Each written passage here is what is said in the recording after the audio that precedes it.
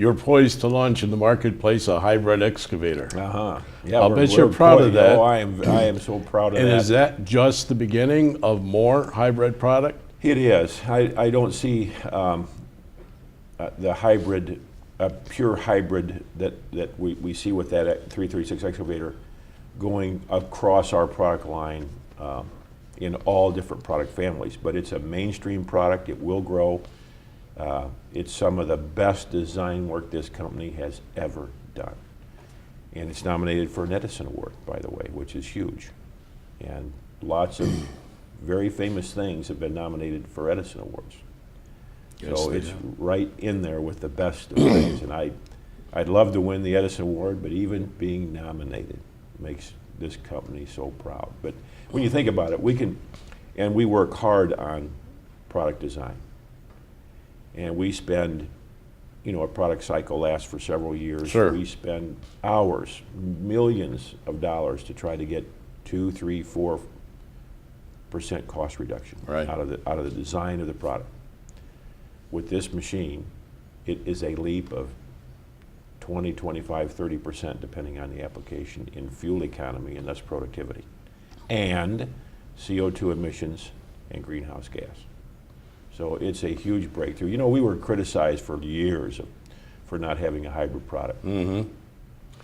And we watched our competitors come out with hybrid products that didn't work, didn't sell, never caught on. Just, it was nice to have them. It was a green, sustainable thing that made a lot of people feel good, but it didn't work in the marketplace. Right. This one's going to work. Right. And that's why we're so happy with it. And we'll be introducing that at Bauma here shortly. I'll be at Bauma. I can't wait for that. That's going to be one of my most proud moments when that happens. And then we'll be starting to take orders. Under that same R&D umbrella, we're hearing a lot about CNG and LNG. Is that in Caterpillar's future? Do you see anything there? I see a bright future almost across the board. And we started an initiative, back in our 2010 era, on really looking deeply at alternative fuels. How do we come to market with different things other than a pure diesel engine and a transmission? And a couple of neat things have come out of that. One is power conversion, we call it, in all different ways, shapes, and forms. We've seen the CVT transmission come out of that initiative. Now we see many of our customer segments pulling for natural gas or some kind of alternative fuel gas to power our machines, our engines, whatever it might be. We've got a great initiative underway in locomotives, and we'll have a locomotive running by later this year on LNG, pulling essentially a propane tank car down the track.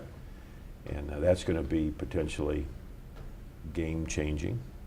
Right now, the spark spread between a gas at almost giveaway prices in this country and diesel is about 6 or 7 times, 6 or 7x. That's driving all kinds of demand for gas-fired engines of some kind. We're looking at mining trucks, looking at retrofit for our on-highway engines. We've got lots of opportunity here. And I think what will happen with this is that there will be electric power. We've been in gas electric power for years. Yes. Yeah.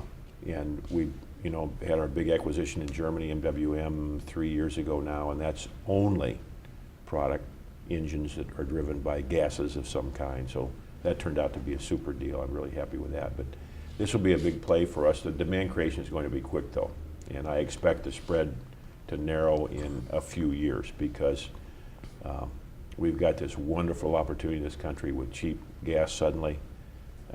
I have been talking and we've been driving to try to think about a continent view of energy, Canada, US, and Mexico. And imagine the resources between coal, between gas, between oil sands, between oil, every form of energy on those three in this continent. So lots of opportunity there. That ought to draw some manufacturing back to America. It ought to put us in a position where we have the cheapest energy again. You come back to cheap energy in this country, it's what one of the things that made America great. That's right. We had plentiful, cheap energy as we developed. And boy, and of course, other countries that don't pay the price for that. So we're back in the cheap energy business, huge opportunity. I'm very optimistic about that.